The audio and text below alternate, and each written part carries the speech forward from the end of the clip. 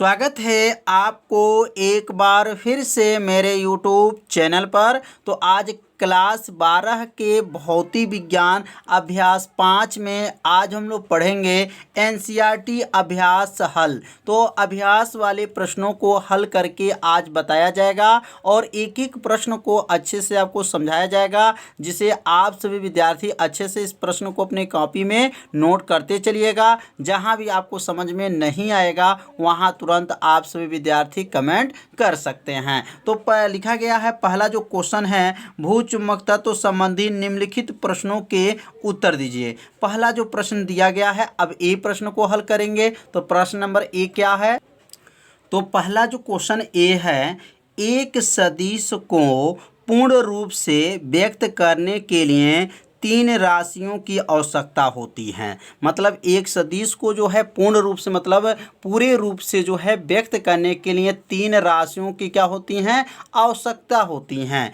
उन 3 स्वतंत्र राशियों का नाम बताइए। अब वो 3 स्वतंत्र राशियां कौन हैं, उनका नाम बताना है, जो परंपरागत रूप से पृथ्वी के चुंबकीय क्षेत्र को क्या करते हैं? व्यक्त करने के लिए प्रयुक्त होती हैं। तो यहाँ पर जो है 3 स्वतंत्र राशियां क्या हैं? तो यदि आप थ्योरी वाले जो है आप वीडियो नहीं देखे होंगे तो यह जो है अभ्यास प्रश्न आप लोग को थोड़ा सा कम समझ में आएगा। यदि आप थ्योरी वाले वीडियो देखे होंगे तो आपको यह वीडियो जो है अच्छे से समझ में आ जाएगा। तो ये प्रश्नों को अगर हल करना चाहते हैं तो आप थ्योरी वाले पहले वीडियो को ज़रूर देखिएगा, जिससे जो है आपको अच्छे से समझ में आ जाएगा। तो प्लेलिस्ट में वीडियो है, वहाँ से जाकर के इस पार्ट का जो है थ्योरी वाला वीडियो को ज़रूर देख लीजिए। तो बताया गया था कि मतलब जो है चुंबकीय क्षेत्र जो होते हैं, पृथ्वी के चुंबकीय क्षेत्र के कितने अवयव होते हैं? तो 3 अवयव होते हैं। पहला जो होता है क्या होता है? दिक्पात कोण होता है। दूसरा जो होता है वो नति कोण होता है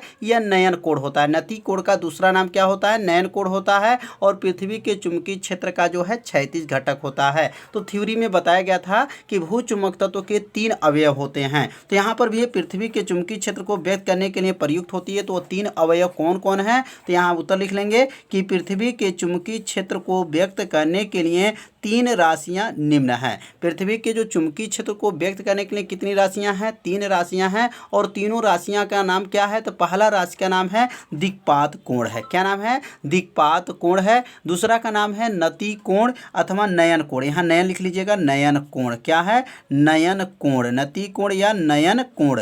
और तीसरा जो होता है पृथ्वी के चुंबकीय क्षेत्र का जो है क्षैतिज घटक होता है। तो ये 3 जो क्या हैं? चुंबकीय क्षेत्र को व्यक्त करने वाले 3 जो हैं यह राशियां हैं। तो यह पहला प्रश्न जो है का उत्तर जो है समझ लिए होंगे कि स्वतंत्र राशियों को व्यक्त करने के लिए कितनी राशियां हैं। मतलब यहाँ पर पृथ्वी के जो चुंबकीय क्षेत्र को व्यक्त करने के लिए कितनी राशियां? 3। तो तीनों का नाम बताया गया। इसे अपने कॉपी में क्या कीजिए? नोट कर लीजिए। अब हम लोग पढ़ेंगे दूसरा प्रश्न। अब दूसरा प्रश्न क्या है? तो दूसरा प्रश्न है, दक्षिण भारत में जो है किसी स्थान पर नति कोण का मान लगभग 18 अंश है। मतलब दक्षिण भारत में किसी स्थान पर जो है नति कोण का मान लगभग कितना है? 18 अंश है। तो ब्रिटेन में आप इससे अधिक नति कोण का अपेक्षा करेंगे या कम करेंगे? तो अब बताना है, मैं दक्षिण भारत का जो है नति कोण लगभग जो है 18 अंश है। तो ब्रिटेन का में बताना है कि उसका जो नति कोण होगा वह अधिक होगा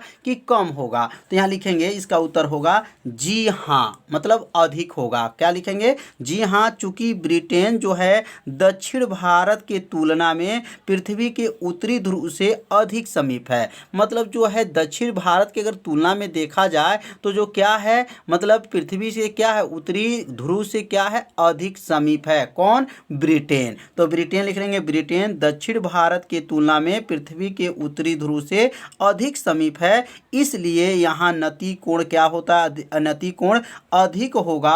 वास्तव में ब्रिटेन का जो नति कोण होता है वह लगभग 70 अंश होता है। कितना अंश होता है? 70 अंश। और यहाँ पे जो लिखा गया 18 अंश है। तो यह क्या है? मतलब ब्रिटेन में जो है इसका नति कोण जो होगा वह क्या होगा? अधिक होगा। तो समझ में आ गया होगा कि नति कोण क्यों अधिक होगा। तो यहाँ बताया गया है, इसे अपने कॉपी में लिख लीजिए, 2 बार पढ़िएगा, आपको उत्तर क्या होगा? याद हो जाएगा। अब हम लोग पढ़ेंगे सी। अब सी उत्तर क्या, प्रश्न क्या है? तो सी प्रश्न है, यदि आप ऑस्ट्रेलिया के मेलबोर्न शहर में भूचुम्बकीय क्षेत्र रेखाओं का नक्शा बनाएं तो ये रेखाएं पृथ्वी के अंदर जाएंगी या इसके बाहर जाएंगी। यह क्वेश्चन थोड़ा सा आईएमपी है, तो थोड़ा सा ध्यान दीजिएगा। यदि आप ऑस्ट्रेलिया का जो मेलबोर्न जो शहर है वह जो है भूचुम्बकीय क्षेत्र रेखाओं का अगर नक्शा बनाया जाएगा तो ये रेखाएं पृथ्वी के अंदर जाएंगी या इसके बाहर जाएंगी। तो अब यहाँ लिखेंगे ऑस्ट्रेलिया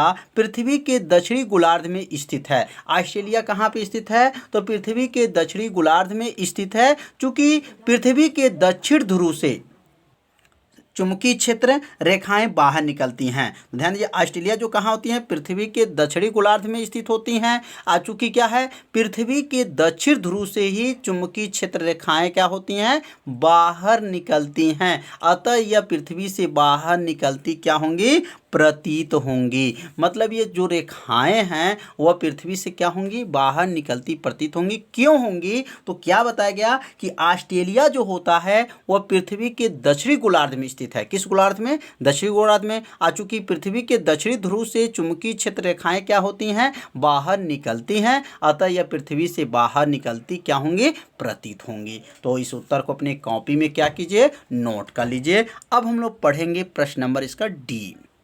तो प्रश्न नंबर डी है, एक चुंबकीय सुई जो ऊर्ध्वाधर तल में घूमने के लिए स्वतंत्र है। मतलब एक चुंबकीय सुई है जो ऊर्ध्वाधर तल में मतलब लटकाने पर वह घूमने के लिए क्या है? स्वतंत्र है। यदि भूचुंबकी उत्तर या दक्षिण ध्रुव पर रखी हो तो यह किस दिशा में संकेत करेगी? तो यह अगर इसको जो है भूचुंबकी में उत्तर या दक्षिण ध्रुव पर रखी हो तो वह किस दिशा में संकेत करेगी? तो इसका उत्तर होगा ध्रुवों पर पृथ्वी का चुंबकीय क्षेत्र ऊर्ध्वाधर होता है। मतलब ध्रुवों पे जो होता है पृथ्वी का जो चुंबकीय क्षेत्र होता है वह क्या होता है? ऊर्ध्वाधर होता है। अतः ध्रुवों पे लटकी चुंबकीय सुई ऊर्ध्वाधर दिशा की ओर संकेत करेगी। मतलब जो ध्रुवों पर लटकी जो चुंबकीय सुई होता है वह किस दिशा की ओर संकेत करेगी? तो ऊर्ध्वाधर दिशा की ओर जो है संकेत करेगी। तो ये भी प्रश्न जो है समझ लिए होंगे। प्रश्न नंबर जो डी, तो डी में क्या कहा गया था? तो जो चुंबकीय सुई को अगर ऊर्ध्वाधर तल में जब घुमाया जाता है तो वह स्वतंत्र होता है,